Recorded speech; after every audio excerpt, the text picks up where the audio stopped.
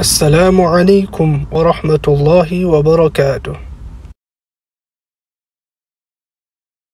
Assalamualaikum warahmatullahi wabarakatuh. Alhamdulillah, selalu saja kita memuji Tuhan kita Allah yang kita sangat yakini kalau Dia sedang melihat, mendengar, mengetahui semua serat, semua gerak-gerik kehidupan kita. Dia maha kuasa, maha adil, maha kuat, maha berat siksaannya, dan juga rahmatnya sangat luas. Tidak ada sekutu baginya dalam setiap kegiatannya, dan Dia telah menggantungkan seluruh roda kehidupan ini agar bisa berjalan di muka bumi dengan memuji namanya Alhamdulillah. Maka selalulah ucapkan kalimat ini. Selanjutnya kita panjatkan salam hormat kita penuh dengan rindu dan cinta, penghargaan sepenuhnya, juga ketundukan terhadap syariat yang dibawa oleh manusia terbaik, manusia yang telah disempurnakan jalur nasabnya, fisiknya dan ilmunya oleh Sang Pencipta, manusia yang akan jadi pemimpin anak Adam pada hari kiamat. Siapapun yang mengikuti manusia terbaik ini pasti akan bahagia, tentram hidupnya, karena dia akan mendapatkan solusi terbaik dari setiap permasalahannya di dunia, dan juga dia akan menang dari musuh-musuh yang sedang dihadapi. Karena ini semua tergambarkan dalam kehidupan manusia terbaik ini. Dan juga mengucapkan satu kali salam hormat kepadanya akan dibalas oleh Allah 10 kali tambahan rahmat atau karunia-Nya. Maka sangat wajar kalau kita selalu membacakan salawat dan taslim kepada Nabi besar Muhammad sallallahu alaihi wasallam. Melanjutkan bahasan dosa-dosa besar kita, semoga Allah berkahi. Dosa besar ke-68, merasa aman dari makar atau pembalasan Allah subhanahu wa ta'ala. Banyak orang saudaraku seiman yang masih belum meyakini, atau kalaupun ada keyakinan masih belum maksimal kalau Sang Pencipta Allah selalu mengawasinya, mengontrolnya. Umar bin Khattab salah satu orang yang menitip pesan kepada kita tentang masalah itu. Beliau berkata, hisablah diri kalian sebelum kalian dihisab, dan ketahuilah bila matamu ingin melakukan atau melihat sesuatu yang haram, maka Zat yang maha melihat lebih dulu mengetahui sebelum matamu sampai pada targetnya. Pengawasan Sang Pencipta Allah ini mutlak, dan setiap orang di antara kita digoda oleh syaitan untuk lalai dari masalah ini, seakan-akan Allah tidak tahu, Allah tidak akan hukum. Selalu dia merasa aman saja, padahal sebenarnya teman-teman sekalian, kalau seseorang itu memuncak padanya nikmat sementara dia dalam pelanggaran atau maksiat, maka itu namanya tadarruj. Tadarruj adalah tahapan azab yang sedang Allah datangkan kepadanya. Ada sebuah hadis Bukhari berbunyi, kalau Allah cinta kepada seorang hamba, maka Allah akan mengujinya dan mempercepat hukumannya di dunia. Artinya dosa-dosanya akan dibersihkan langsung, dan di dunia tentu lebih ringan. Dan siapa yang Allah inginkan keburukan baginya, maka Allah akan tunda siksaannya sampai ia mengakumulasikannya di hari kiamat. Jadi jangan sampai kita lalai teman-teman sekalian. Mungkin ada di antara kita mengatakan, saya buat dosa sekian tahun kok, kerja di tempat haram, saya berzina, saya foya-foya, masih belum ada hukuman Allah datang. Maka ini hati-hati teman-teman. Kalau seseorang dihukum oleh Allah sementara dia buat dosa, itu bagus sekali. Berarti Allah masih sayang dengan dia. Karena dengan cobaan tersebut, penyakit, gangguan orang, hilangnya benda, apalah ya, yang orang tidak senang misalnya dalam bentuk cobaan dia, maka pembersihan dosa.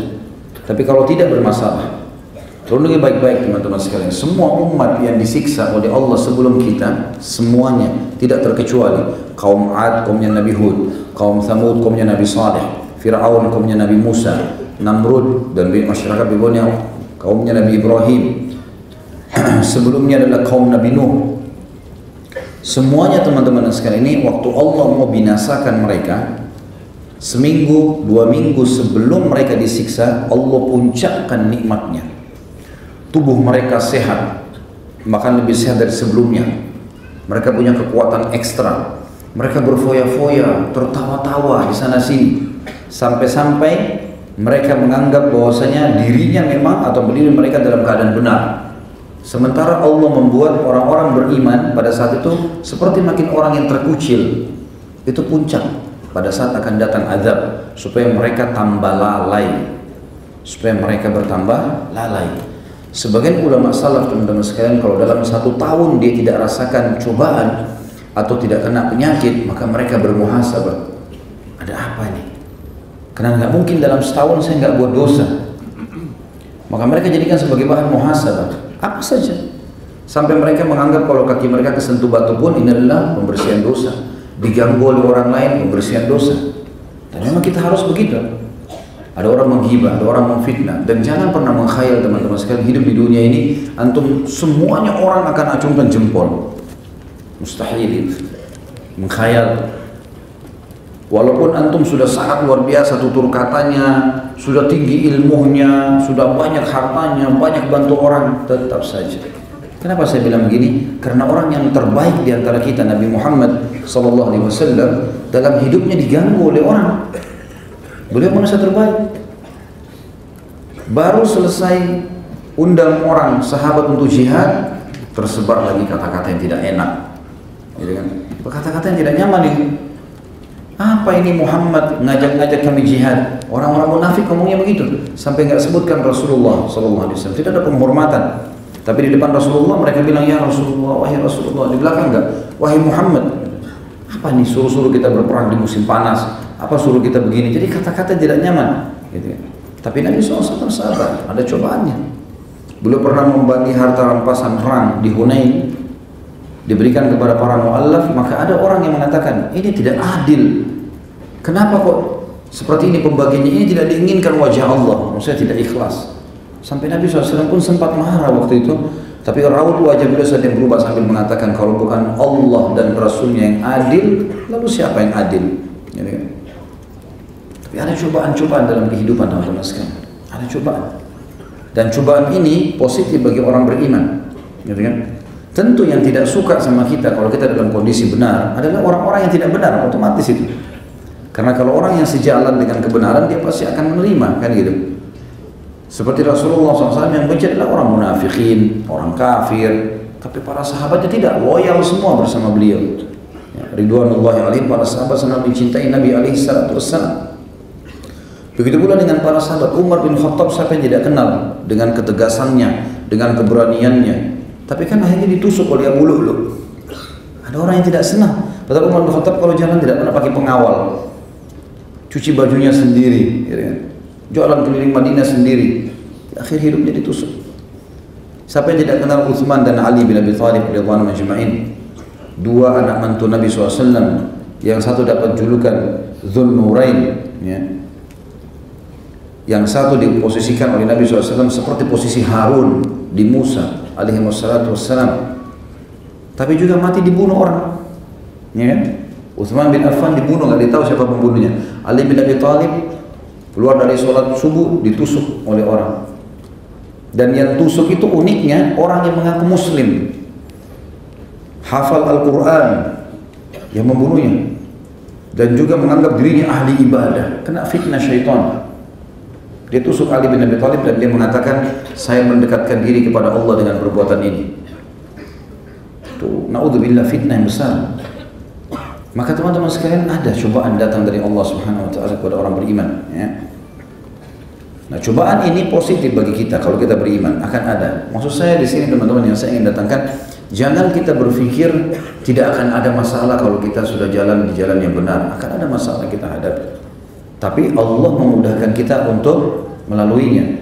Ada saja Allah siapkan perangkat-perangkat, orang-orang, ya, fasilitas-fasilitas yang bisa kita gunakan, yang akhirnya mengeluarkan kita dari masalah itu. Seperti itu. Bukan mustahil orang beriman, orang hafal Quran, kemudian ban mobilnya pecah. Ada banyak orang yang tabrakan meninggal, kan gitu. Tapi kalau misalnya teman-teman sekalian sebaliknya, kita dalam keadaan maksiat dan tidak ada cobaan datang, ini yang masalah. Tadi saya bilang, karena itu malah Allah tumpukan nanti siksaannya di hari kiamat, tentu lebih berat, ya. Salah satu ulama tabi'in pernah meletakkan jari-jarinya di api, sumbu api yang dia pakai di rumahnya, sambil dia mengatakan, rasakanlah ini. Kenapa kau lakukan ini dan itu? Dia bermuhasabah. Dan dalam bahasa, dalam gambaran dia, ini baru api dunia. Bagaimana kalau badanmu dibakar di akhirat? Jadi cobaan-cobaan di dunia ini sebenarnya semuanya ringan untuk dilalui, tapi pasti akan ada cobaan. Gak ada orang seumur hidup gak pernah sakit, gak diganggu orang, gak difitnah. Gak ada orang di antara kita, ada di antara antum yang tidak pernah hilang barangnya? Hah? Ada yang Masya Allah dari kecil tidak pernah hilang barang? Dilalui, kan gitu. Jadi kita ada cobaan-cobaan itu ada. Yang penting teman-teman sekalian, bahasan kita malam ini, jangan merasa aman dari pembalasan Allah. Lalai terus dalam kemaksiatan.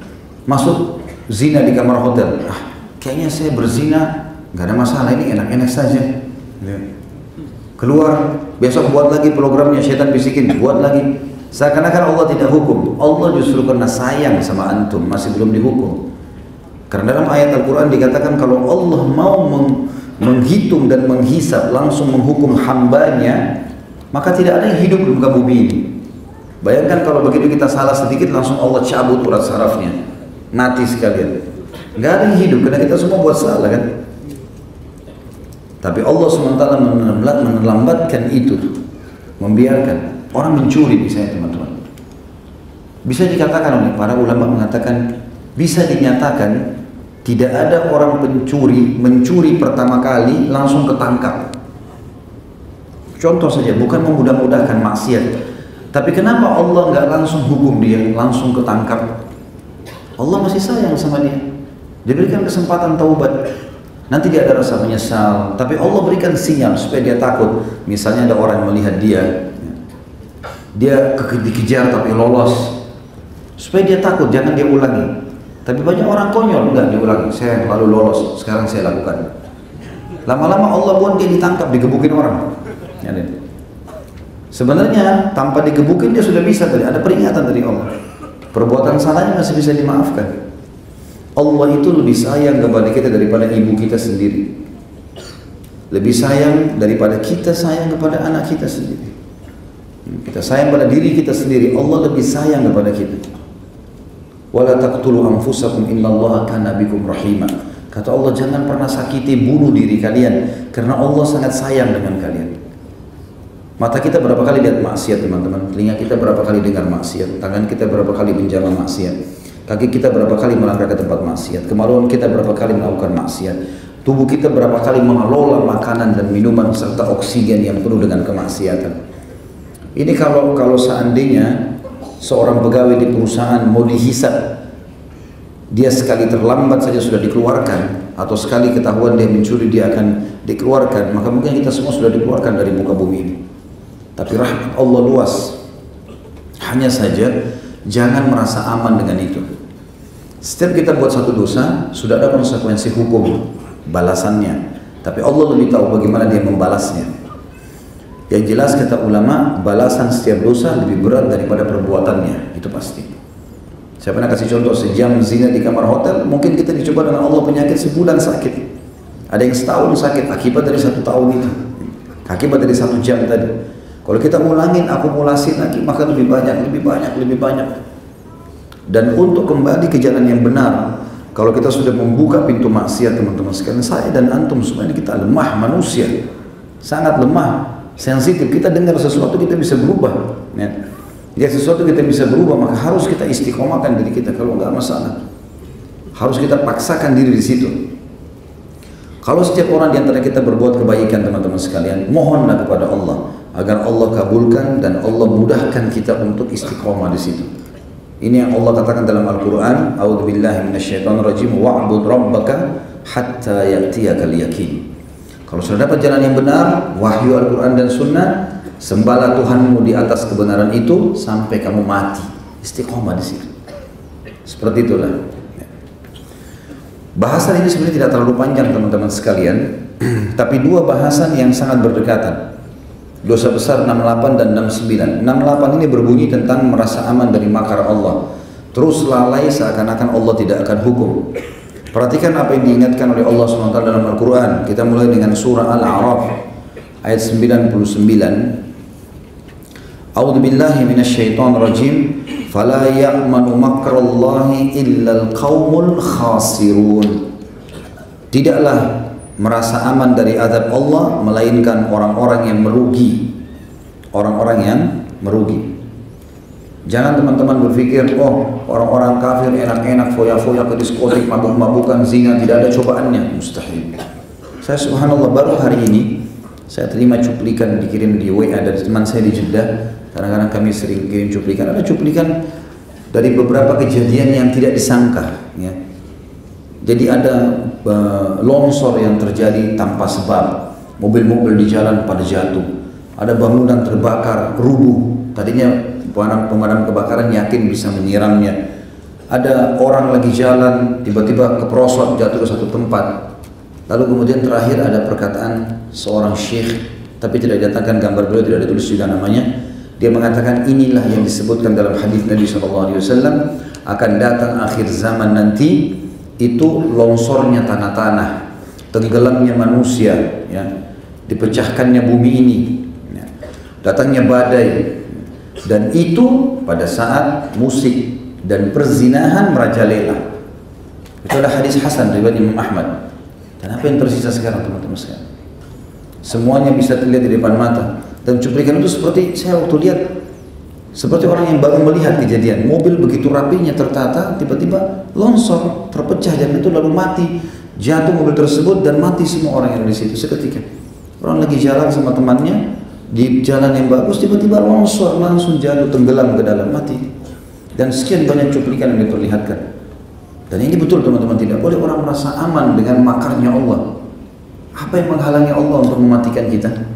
Nah, dalam surah Al-Mulk Allah mengatakan, A'udzubillahi minasyaitonirrajim, a'amintum man fis sama'i an yakhsifa bikumul arda fa idza hiya tamur. Apakah kalian punya jaminan zat yang di langit itu tidak membelah bumi untuk kalian dan kalian tenggelam di dalamnya? Am amintum man fis sama'i yursila 'alaikum hasiba fasata'lamuna kaifa nadhir. Apakah kalian punya jaminan zat yang di langit tidak akan menyambarkan siksaan untuk kalian dari langit sana, ya, sehingga kalian bisa mendapatkan pertolongan? Bagaimana caranya kita bisa merasa aman? Bagaimana bisa seseorang di antara kita teman-teman merasa aman jalan, makan, minum, setiap saat bisa dicabut ruhnya oleh Allah, setiap saat bisa dipincangkan kakinya, setiap saat bisa ditulikan telinganya? Bagaimana dia bisa mengatur sebuah makar untuk mencelakakan saudaranya muslim atau apalah yang merusak agama ini, kemudian dia merasa aman? Susah sekali ya. Ini hal-hal yang berat sebenarnya, tapi harusnya kita sebagai orang beriman memahami ayat ini, karena Allah SWT mengatakan dan tidak ada yang merasa aman dari azabnya Allah melainkan orang-orang yang merugi. Kata para ulama tafsir, rugi secara fisik, rugi secara ruh, rugi secara segala halunya dunia dan akhirat. Juga dalam surah Al-An'am ayat 44, Al-An'am 44 ini menjelaskan tentang tadi saya bilang, umat-umat sebelum kita yang disiksa oleh Allah, sebelum datang siksa mereka, maka Allah Azza wa Jalla datangkan nikmat melimpah. Hasil panennya makin bagus, makin sehat, makin terbahak-bahak, makin lalai. Ya, seperti banyak kita lihat orang begitu, subhanallah. Nanti ujungnya tiba-tiba tabrakan, tiba-tiba ini, tiba-tiba itu. Allah bilang dalam Al-An'am 44, A'udzubillahi minasyaitonirrajim, hatta idza farihu bima utu akhadnahum baghtah. Al-ayat. Sehingga apabila mereka bergembira dengan sesuatu yang telah diberikan kepada mereka, maka kami siksa mereka dengan sekonyong-konyong. Ya. Tiba-tiba Allah Subhanahu wa taala menyiksanya. Juga ada cuplikan yang dikirimkan kepada kami pada saat itu, saya sempat melihatnya.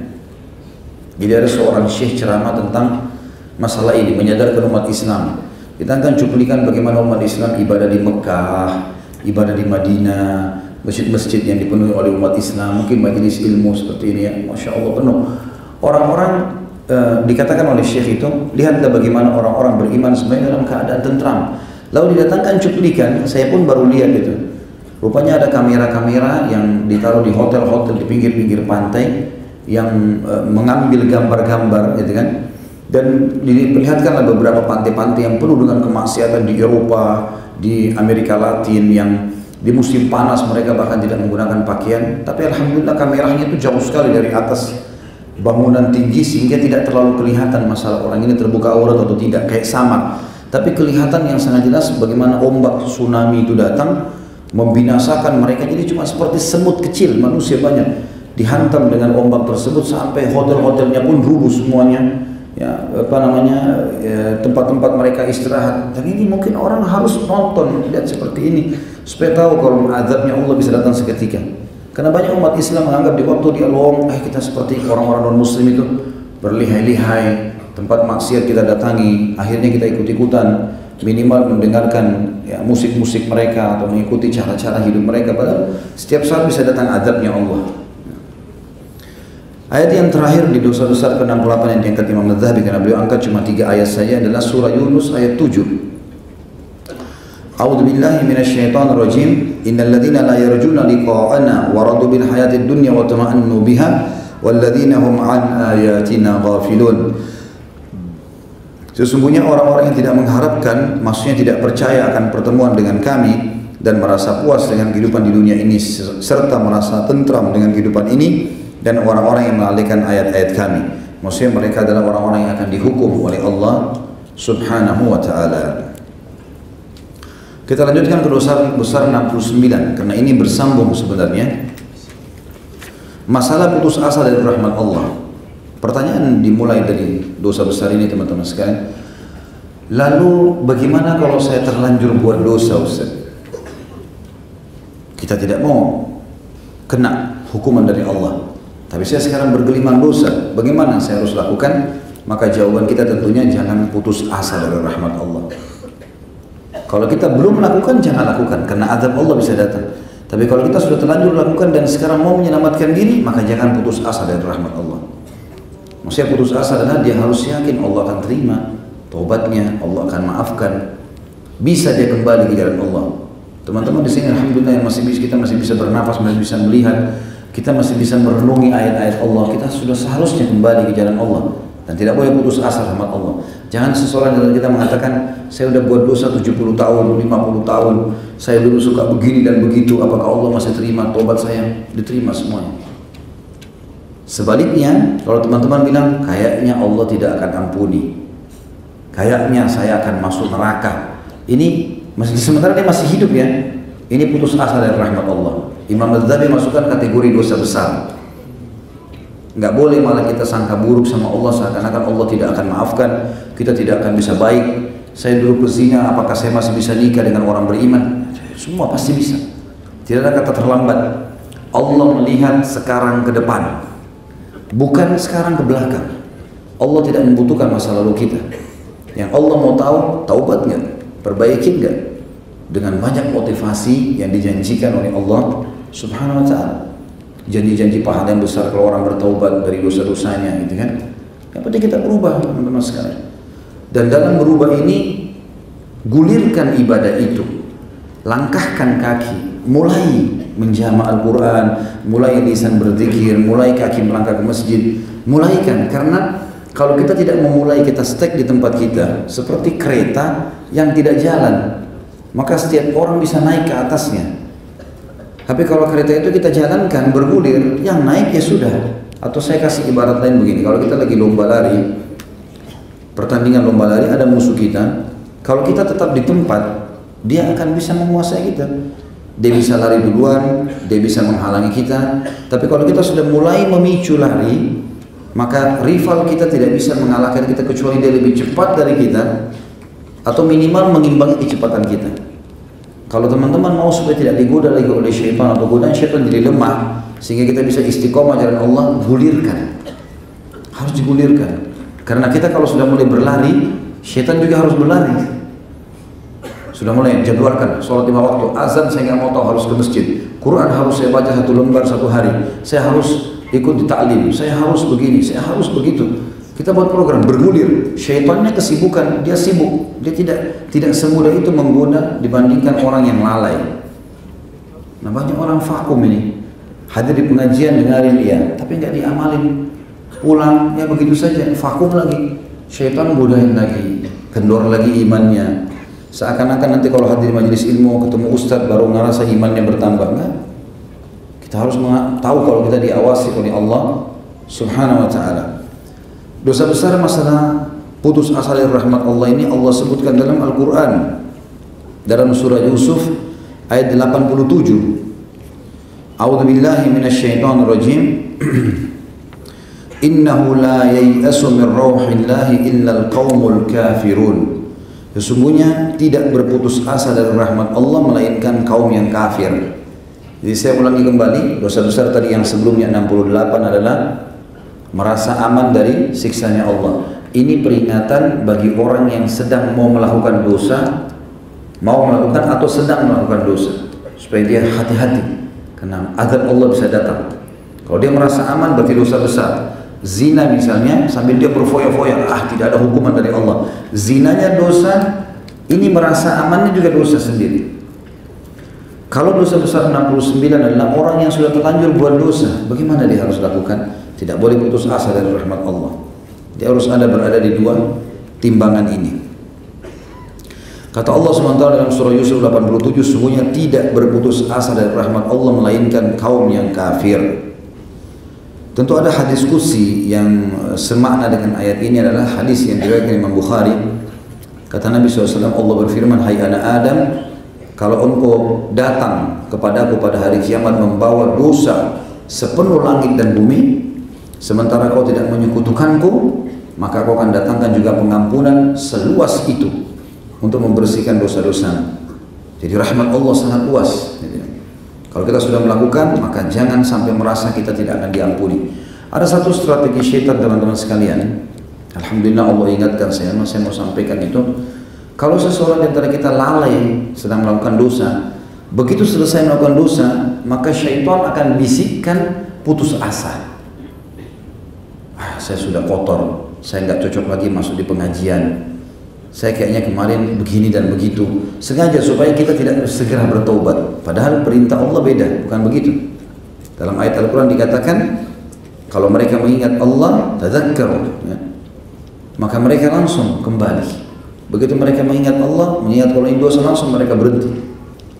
Maka ini yang diperintahkan Allah SWT. Tapi syaitan membuat kita seperti putus asa. Kayaknya nggak mungkin deh, udah terlanjur saya lakukan. Ya. Orang lagi minum khamr, dia tahu itu adalah dosa, segera dia tinggalkan. Tapi syaitan mengatakan sudahlah, sudah terlanjur, supaya tetap dia terjerumus dalam kesalahannya. Maka jangan ikuti waswas syaitan itu untuk menganggap diri kita kotor lah, kita sudah terlanjur, lakukanlah, tambah saja dan seterusnya. Ini tidak boleh. Ingat selalu teman-teman, konsekuensi hukuman makin sering kita ulangi maka makin berat hukumannya. Beda orang yang zina sekali dengan orang zina 10 kali, orang zina 100 kali akan beda hukumannya. Ayat yang kedua adalah surah Asy-Syura ayat 28 yang bunyinya a'udzubillahi minasyaitonirrajim wa huwal ladzi yunazzilul ghaitha min ba'di ma kanatu al-ayat, dan dialah Allah yang telah menurunkan hujan sesudah mereka berputus asa. Artinya ada orang subhanallah pada saat diuji oleh Allah, dia pikir Allah tidak akan menurunkan hujan, Allah tidak akan sembuhkan penyakitnya, Allah tidak akan mudahkan jodohnya, Allah tidak akan mudahkan dia dapat pekerjaan. Ini semua putus asa, nggak boleh ada. Optimis, yakin. Oh ini mungkin Allah tidak kasih karena Allah sayang sama saya. Mungkin lebih baik saya coba yang lain. Seperti itulah. Nanti kita akan bahas hadis terakhir masalah itu. Kita harus bersangka baik dengan Allah Subhanahu Wa Taala. Pada saat kita sudah mendapatkan sesuatu, inilah yang terbaik. Pada saat kita tidak mendapatkan, berarti ini yang terbaik. Jadi hati kita selalu dalam prasangkaan baik kepada Sang Pencipta Allah Subhanahu Wa Taala. Dalam surah Az-Zumar ayat 53 juga Allah berfirman, a'udzubillahi minasyaitonirrajim, dan ini ayat yang sangat mulia. Kita akan coba lihat ayat ini lengkap karena Imam Az-Zahabi rahimahullah tidak mengangkat ayat ini lengkap. Surah Az-Zumar surah nomor 39 ini ayat 53.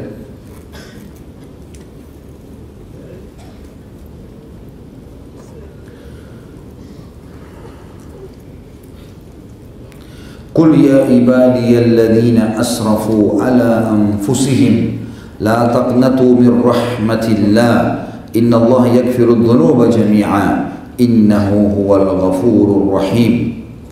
Katakanlah hai Muhammad, hai hamba-hambaku, pesan dari Allah buat kita semua yang telah melampaui batas, terlalu banyak dosa yang sudah dilakukan sama dia, bertahun-tahun, bertumpuk-tumpuk, semua jenis dosa sudah pernah dilakukan. Katakan, hai hamba-hambaku yang telah melampaui batas terhadap diri mereka sendiri, janganlah kalian semua berputus asa dari rahmat Allah. Sesungguhnya Allah mengampuni dosa-dosa semuanya. Sesungguhnya dialah yang maha pengampun lagi maha penyayang. Ustaz, saya durhaka sama orang tua, diampuni. Saya minum khamr, diampuni. Saya berzina, diampuni. Saya membunuh, diampuni. Semua diampuni. Syirik kepada Allah pun, menyekutukan Allah atau menyembah syaitan, kalau taubat diterima sama Allah. Tidak ada kata-kata terlambat, Allah ampuni semua. Di ayat 54-nya Allah ingatkan kepada kita, ikuti jalan itu tadi, jangan putus asa, taubat segera. Sesungguhnya Dia maha pengampun lagi maha penyayang. Dia maafkan dan Dia tetap sayangi kita. Ayat 54-nya, wa anibu ila rabbikum wa aslimu lahu min qabli an ya'tiyakumul adzabu thumma la tunsarun. Dan kembalilah kalian semua kepada Tuhan kalian, segera menuju ke jalan agama ini, dan berserah dirilah kepadanya sebelum datang azab kepada kalian, kemudian kalian tidak dapat ditolong lagi. Sudah dapat petunjuk, sudah dengarkan dalilnya, sudah terima, amalkan, sudah selesai. Jangan sampai tunggu azab datang tidak ada lagi yang tolong kita. Ayat 55-nya, wattabi'u ahsana ma unzila ilaikum min rabbikum min qabli an ya'tiyakumul adzabu baghtatan wa antum la tash'urun. Dan ikutilah sebaik-baik apa yang telah diturunkan kepada kalian dari Tuhan kalian, Al-Quran dan sunnah Nabi SAW, sebelum datang azab kepada kalian dengan tiba-tiba sedangkan kalian tidak menyadarinya. Ayat 56, antakula nafsun ya hasrata ala ma farrattu fi jambillahi wa in kuntu laminas sakhirin. Supaya jangan ada orang yang mengatakan, amat besar penyesalanku atas kelalaianku dalam menunaikan kewajiban terhadap Allah, sedangkan aku sesungguhnya termasuk orang-orang yang memperolok-olok agama Allah. Jadi nanti hari kiamat ada orang yang mengucapkan itu, coba seandainya dulu ya saya sholat, coba saya hadir di majelis ilmu, coba begini dan begitu. Syaitan itu selalu berusaha teman-teman sekalian. Kayak misalnya orang hadir di majelis ilmu, bukan intinya masuk hadir satu kali, intinya istiqomah. Kalau hadir sekali kita bisa rasakan keimanan. Bagaimana kalau seandainya kita hadir setiap saat? Maka akan bertambah terus, gitu kan? Nah, syaitan biasa hiasi kita. Sudahlah, kan kemarin sudah tahu, oh majelis di Blok M itu begini, bahasanya itu, ya sudahlah, gitu kan? Tidak apa-apa lah, saya nanti Rabu depan lagi, itu tunda sendiri. Untuk apa ditunda-tundain? Nanti akan ada penyesalan teman-teman sekalian. Penyesalan, walaupun kita dengar dari teman kita beda kalau kita hadir di majelis ilmu, minimal dapat keutamaannya, fadilahnya. Gitu. Berapa banyak saya dapat informasi yang masuk ke saya dari teman-teman kita yang tinggal di luar negeri, orang Indonesia, ikuti ceramah kita di YouTube, berharap bisa hadir sekali kayak antum hadir sekali. Mau datang di majelis secara langsung, gitu. Karena mereka merasakan pada saat dengar di YouTube ada manfaatnya. Alhamdulillah bisa hadir gampang, apalagi penduduk Jakarta sangat dekat. Ya. Ada kendaraan, ada transportasi. Jangan datang penyesalan teman-teman sekalian. Masjid, berapa kali masjid kita lewatin teman-teman yang butuh bantuan? Berapa yang antum bantu? Syaitan bisikin, itu masjid ada bid'ahnya enggak? Bukan urusan antum itu. Bukan urusan antum itu. Kalau antum tahu betul-betul sudah tahu itu masjid memang ada perbuatan yang haram dalam agama itu lain. Atau untuk kegiatan haram, tapi masjid dipakai sholat 5 waktu akhir. Sangka baik, sumbang saja gitu. Bukan urusan antum itu. Ada orang miskin minta, ini masih kuat. Oh itu anak pinjaman. Oh ini begini. Malah dapat dosa. Sudah enggak sedekah, sangka buruk lagi. Ini pepatah bahasa Arab berbunyi akhashafan wa su'akila. Dua keburukan dilakukan sekaligus. Orang Arab dulu memberikan perumpamaan begitu sampai menjadi sebuah masal, sebuah perumpamaan. Jadi kalau ada penjual kurma, dia taruh di tumpukan depannya bagus. Kalau orang beli dikasih yang buruk sama dia, khasyaf namanya, kurma kering. Kemudian pada saat dia timbang, dia curang lagi timbangannya. Jadi bertumpuk dua keburukan. Apakah sudah kurma kering lalu timbangannya curang lagi? Ini dijadikan perumpamaan untuk orang yang menggabungkan dua keburukan. Sudah nggak bantu, nilai buruk lagi orang, sangka buruk. Ini tidak baik teman-teman. Sifat orang munafik juga ya. Mereka di zaman Nabi SAW begitu. Kalau Nabi lagi bilang jihad, waktu itu hari mau perang Tabuk, Nabi panggil jihad, peperangan. Jauh nih, ada sahabat datang bawa semua harta yang dia miliki, emas, perak, ditaruh di kain yang besar, dipikul sama dia, berat sekali. Masuk ke masjid, taruh depan Nabi SAW. Ya Rasulullah, ini yang saya punya, saya mau sedekah. Apa kata orang munafik dalam majelis itu? Riya. Mereka sudah tidak nyumbang caci maki orang, tidak ikut cumbang, tapi mereka bisik-bisik tuh, lihat riya tuh, bawa-bawa. Rasulullah yang suruh bawa ke depan. Masa orang setiap kali ibadah depan orang dikatakan riya? Sekarang kantor di majelis ilmu begini harus hadir, dilihat oleh orang. Saya bicara harus dilihat oleh orang. Orang pergi haji dilihat oleh orang. Tidak semua ibadah bisa kita sembunyikan, tinggal bagaimana kita kontrol kan. Tapi itu sifat orang munafik, dia tidak berbuat, dia sangka buruk. Nggak lama kemudian ada sahabat datang, saking miskinnya, dia bawa satu wadah kecil, isinya cuma berapa butir kurma. Lalu kemudian dia mengatakan, ya Rasulullah, hanya ini saya punya. Orang munafik nyetuk lagi tuh. Ya. Mana bisa, diapain tuh nyumbang dengan berapa butir kurma? Itu riwayat Sahih riwayat Bukhari itu. Jadi dia malah tidak menyumbang, caci maki orang. Jangan jadi seperti ini. Kalau di depan mata kita ibadah, saatnya eksekusi, bukan menilai. Sudah pernah saya bilang, azan lewat masjid, kayaknya tidak cocok sih, masjid sana aja. Bukan menilai, azan masuk, Allah sudah panggil, sholat, nggak ada urusannya ini. Ada kekurangan, ada kesalahannya, nanti kita ingatkan, kan gitu. Jadi bukan menilai. Ada orang miskin minta, saatnya eksekusi, kasih. Urusan kita sama Allah, Allah nilai, dia sih terima duit saja, tidak usah nilai orang, seperti itulah. Ya. Kemudian hadis dalam penutupan dosa besar ke-69 ini yang diangkat oleh Imam Adz-Dzahabi rahimahullah adalah hadis yang diriwayatkan oleh Imam Muslim dalam kitab Sifatul Jannah nomor 2877, Abu Dawud dalam kitab Al-Janaiz nomor 2389. La yamutanna ahadukum illa wa huwa husnul dhanni billah. Jangan pernah salah seorang di antara kalian, kata Nabi SAW, meninggal dunia melainkan dalam keadaan bersangka baik pada Allah. Ustaz, saya sudah beristighfar sekian tahun, Allah terima nggak ya? Harus sangka baik, Allah sudah terima. Saya sholat bisa diterima nggak? Sudah penuhi syarat atau rukun, sudah penuhi, sangka baik sama Allah. Bahkan puncak keyakinan seorang hamba sama Allah kalau dia mengatakan, saya sudah ibadah, Allah akan terima. Saya melanggar, Allah akan hukum. Nggak ada keraguan. Orang beriman mati masuk surga, orang kafir mati masuk neraka. Nggak ada keraguan sama sekali. Sudah harus kita begitu, karena memang Allah yang sampaikan begitu. Maka kita harus berpegang dan bersangka baik dengan Allah Subhanahu Wa Taala. Sama juga kalau kita taubat, saya sudah jalankan syaratnya, sudah istighfar, sudah taubat, diterima nggak? Sudahlah, diterima. Selesai urusan. Gitu ya. Yang jelas teman-teman sekalian, kita sedang berhadapan dan berhubungan dengan Sang Pencipta Allah, dan kita sama sekali tidak berhubungan dengan manusia-manusia ini. Ya. Jadi tugas kita adalah berhubungan dengan Allah Subhanahu Wa Taala. Allahu a'lam. Baik, ini bahasan kita. Allahu a'lam. Mungkin begitu saja. Kita tutup dengan doa kepada semoga Allah SWT memberkahi majelis kita dan dijadikan sebagai tambahan amal kita pada hari kiamat.